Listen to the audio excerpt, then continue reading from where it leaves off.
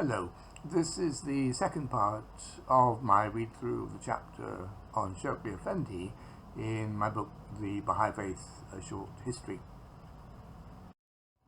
So in the first video on this chapter, we covered the life and work of Shoghi Effendi and his writings and translations, and now in this video I'll go on to talk about developments of the administrative order, systematic teaching plans, the Baha'i World Center, and the Hands of the Cause.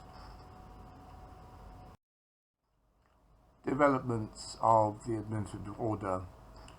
Elements of the Baha'i administrative system had been described or established by Baha'u'llah and Abdul-Baha, but it was only during the period of Shoghi Effendi's guardianship that a complete system of administration emerged, increasingly replacing the more personalized and informal patterns of local leadership and organization that had previously prevailed. There were two separate periods of administrative development. In the first, in the 1920s, Shoghi Effendi regularized and extended the system of elected spiritual assemblies. The basic elements were laid out in 1922 and 1923. All Baha'i groups, in which there were at least 9 adults, aged 21 and above, were called upon to form their own local spiritual assemblies, each assembly superintending all Baha'i activities in its locality. In all national communities in which there was a sufficient number of Baha'is, national spiritual assemblies were to be elected by a delegate convention. Both local and national assemblies were to establish their own funds and the necessary committees to help them in their work of promoting Baha'i teaching endeavor, publishing, and organizing the community life of the Baha'is. There were subsequent elaborations of detail, but in its key aspects the system has not changed to the present day. Other administrative developments from the 1920s included the delineation of specific requirements for voting membership of the Baha'i community and the establishment of national administrative centers, each overseen by the elected secretary of the relevant National Spiritual Assembly. The secretaryship became, in some cases, a full-time occupation.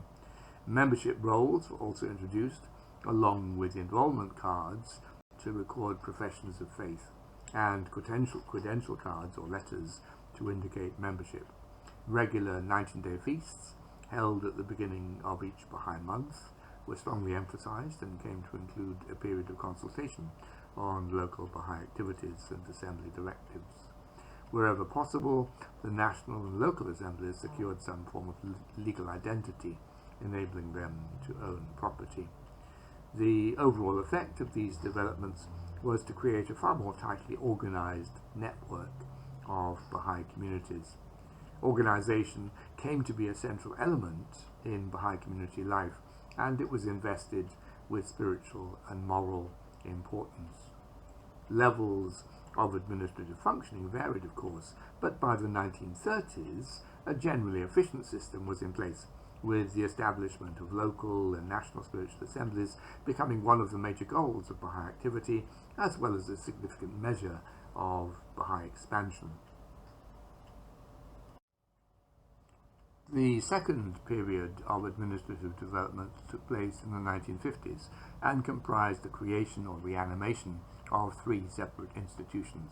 Firstly, the International Baha'i Council from 1950 up to 1963, initially an appointed but later elected body charged with assisting Shoghi Effendi in his work in Haifa. It was also seen as the precursor of the Universal House of Justice. Secondly, the Hands of the Cause of God, an institution revived in 1951 as a functioning group of senior Baha'is responsible for assisting the national spiritual assemblies to achieve their goals and involved with the protection of the faith from external and internal attacks. An initial group of 12 hands was increased to 27 by 1957, comprising individuals in all continents and including several members of the First International Council. Thirdly, the auxiliary boards, whose members were to act as the deputies, assistants, and advisors to the hands. 2 boards were established, each organized on a continental level, one concerned with the propagation and expansion of the faith, and the second with its protection. All these institutions included both men and women. Systematic teaching plans. In his Tablets of the Divine Plan, Abdul-Baha called for a systematic endeavor to teach the faith throughout the world. Several individuals had responded to his appeal, but no sustained expansion had resulted.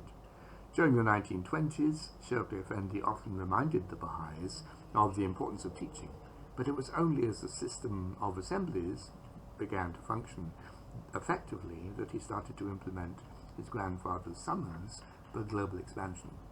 The assemblies were to be the agency whereby an increasingly lengthy list of objectives were to be achieved. Pioneers were sent to open new countries and territories to the faith, new assemblies were established, Baha'i literature was translated and published, and properties such as Baha'i centers were acquired. The most important Baha'i community in this regard was that of the United States and Canada.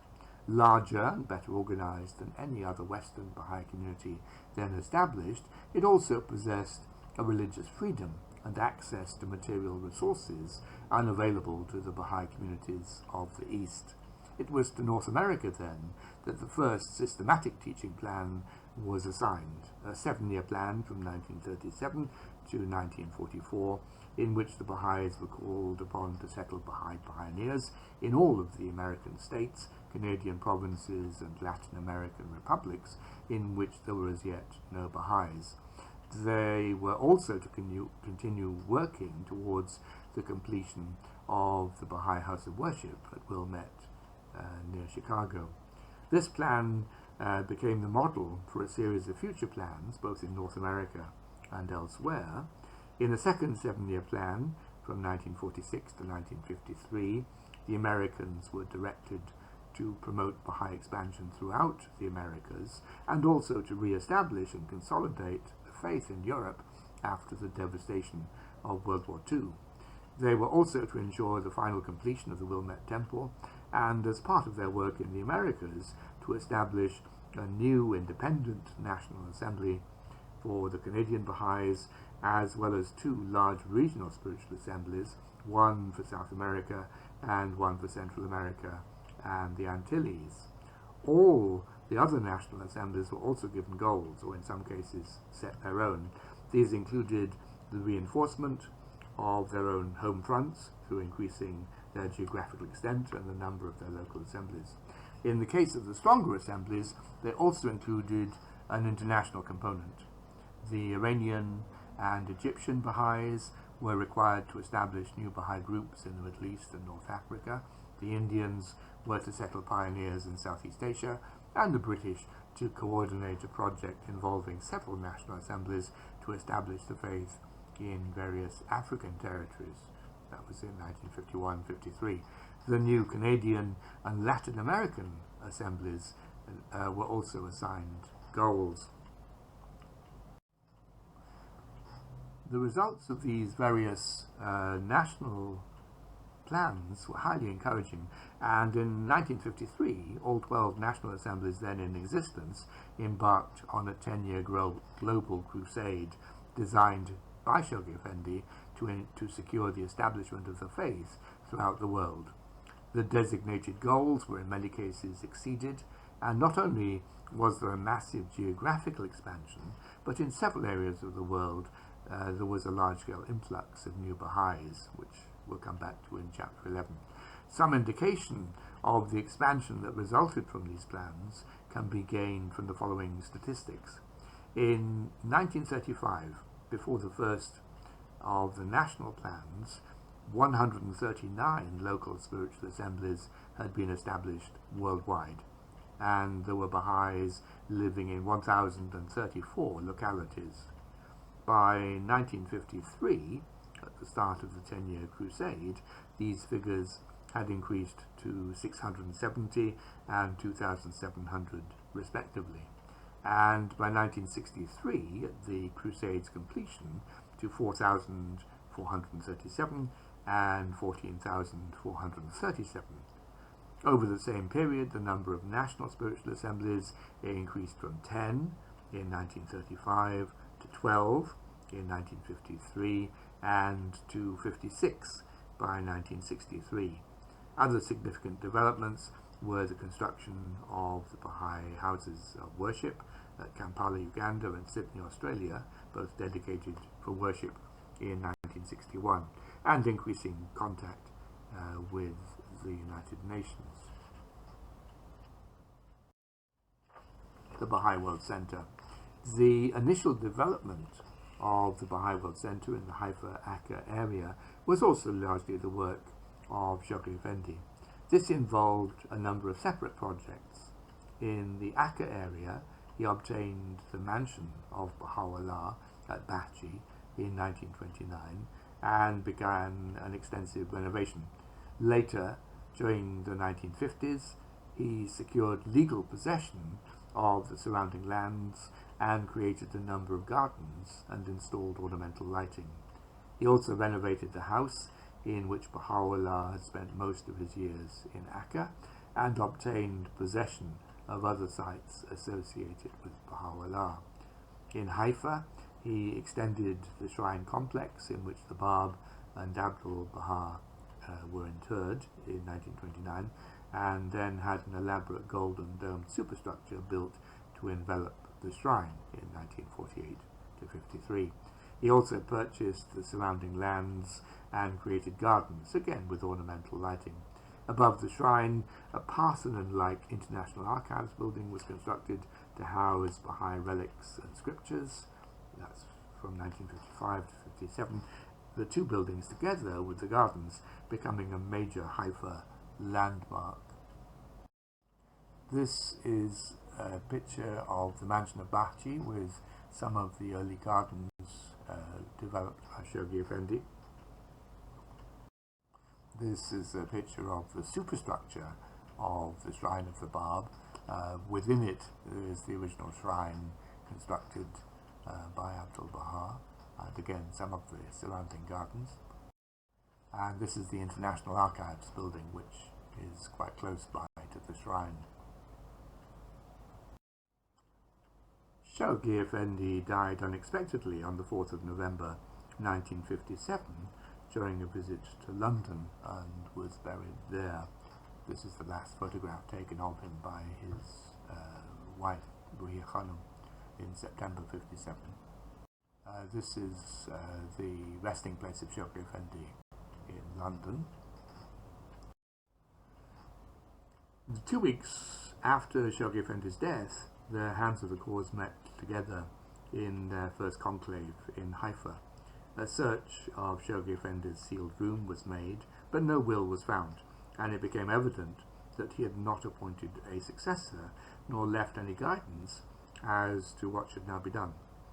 In his last letter to the Baha'is, in October 1957, he had, however, referred to the Hands as, quote, the chief stewards of Baha'u'llah's embryonic world commonwealth, end quote, who had been invested with, quote, the dual function of guarding over the security and ensuring the propagation of the faith, end quote.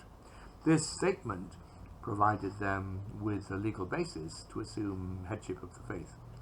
The Hands retained this headship until 1963, when, on their instructions, the elections for the first Universal House of Justice were held. The Hands debarred themselves from election to the House. The appointed International Baha'i Council had meanwhile been replaced by an elected council in 1961.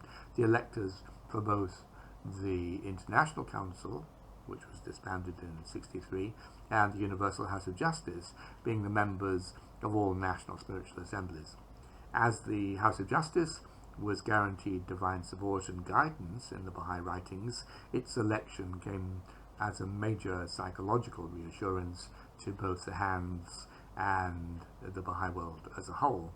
The Baha'i world largely accepted the temporary custodial role of the Hands. The exception was one of the most senior of the American Hands, Charles Mason Remey, who proclaimed himself second guardian of the faith in 1960 and succeeded in attracting a small but widely spread following of Baha'is The rest of the hands and the overwhelming majority of the Baha'i world rejected these claims, and Rumi and his followers were subsequently declared covenant breakers. After Rumi's death in 1974, his followers split into several mutually antagonistic groups. A small remnant is still active, I think, mainly in the United States. So, thank you for listening, and particular thanks to my patrons, Ian Palin and Tricia Williams. If you like these videos, you're welcome to subscribe to my channel. I'll try to answer any questions you may have about the video, either on Patreon or perhaps in a future video. By the way, if you want to support the development of the channel, you can do so through Patreon or PayPal. I'll give details below the video. You can also click the like button so that I can get an idea which video is of greatest interest to viewers. Have a good day.